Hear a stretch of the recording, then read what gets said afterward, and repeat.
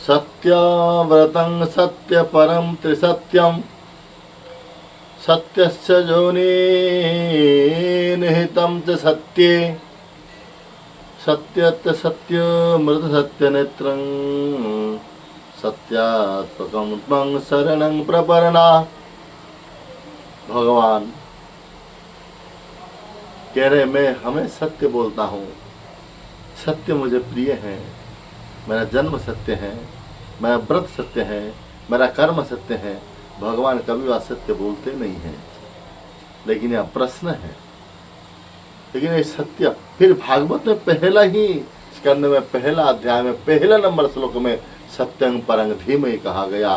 कहने के तात्पर्य है भागवत में पहले भी सत्य भगवान का स्वरूप है, मध्य में भी सत्यव्रतं सत्य परम त्रिसत्यम, बीचों में भी मध्य में भी सत्य है, अंतिम भी सत्य भी कहा गया। इसलिए भगवान सत्य स्वरूप है, कभी झूठ बोलते नहीं है, असत्य स्वरूप होते नहीं है। लेकिन यहाँ पर प्रश्न है तो लोगों ने पूछ रहे हैं, फिर मैया यशोदा ने पूछ रही है, रे लाला रे कान्हा तू मिट्टी खाई है? तो मैया से उत्तर दे रहे हैं, मैया मैं मिट्टी नहीं खाई मैंने मैया। फिर सारे लोग कह रहे हैं, बच्चे लोगों ने सखा लोगों ने कह रहे हैं, गिरनाहं भक्षितवानम्ब, हे अम्ब हे माँ मैं मिट्टी नहीं खाई।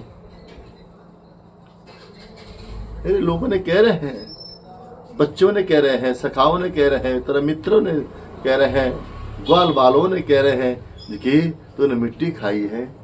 तो कह रहे कि सर्वे मिथ्या विसंसुना, सर झूठ बोल रहे हैं। अच्छा मैया ने कह रही है, सोच रही है, सखा मधुमंगल सिदामा तो कृष्ण ने कहा, अरे तारी के छोरा तूने, अच्छा तू कब से सत्यवान हरिश्चंद्र बनेगो तूने? हाँ हमें मैया के सामने झूठ साबित करा दिए। अरे हमारे सामने मिट्टी खाओ, फिर कह रहे हो तूने मिट्टी नहीं खाई मैया से। नहं भक्षिता वैनम्ब, सर्व मिथ्या, सारे बच्चों ने सखाओं ने ये झूठ बोले, मिथ्या कह रहे हैं।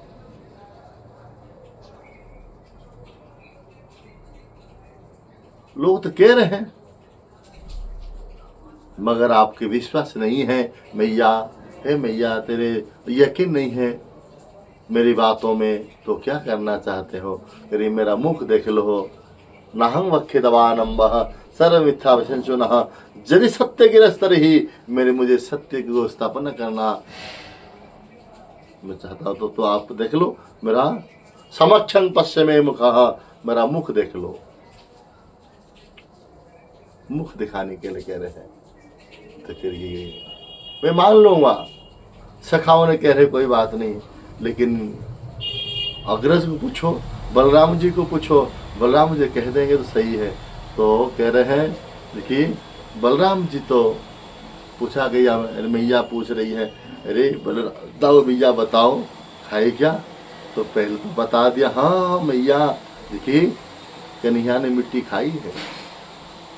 जैसे ही कन्हैया ने सुनो है क्योंकि मैया के सामने दाऊ भी अभी स्वीकार कर लिया मिट्टी खाए करके, आंख बाप बबूला हो गया, लाल लाल आंखों से ऐसा गुस्सा की, और बलराम दाऊ भैया के तरफ मोड़ कर कह रहा है, अरे कन्हैया अरे दाऊ भैया टॉपिक बदल ले, चेंज कर ले, मना कर ले मैया के सामने, मैं नहीं खाई मिट्टी।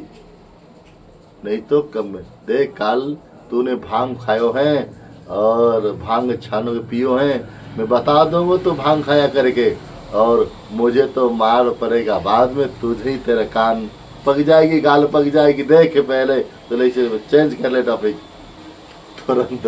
ये इस तरह बात हो गई है बलराम से, दाऊ भैया से, कन्हैया से। तुरंत कन्हैया ने कहा, मैया मैया दाऊ भैया बताए क्या? अरे तेरे सामने तो बताया। तो कह रही अभी दोबारा पूछ ले। तो पूछा तो कन्हैया से, देखिए दाऊ भैया ने मैया से कह रहे, मैया मैया कन्या ने मिट्टी खाई कि नहीं मुझे पता नहीं है, सखाओं ने कह रहे, मेरे आंखों से मैं देखा नहीं है। और जो आंखों में जो देखी नहीं चीज को कभी यकीन विश्वास नहीं किया जा सकता।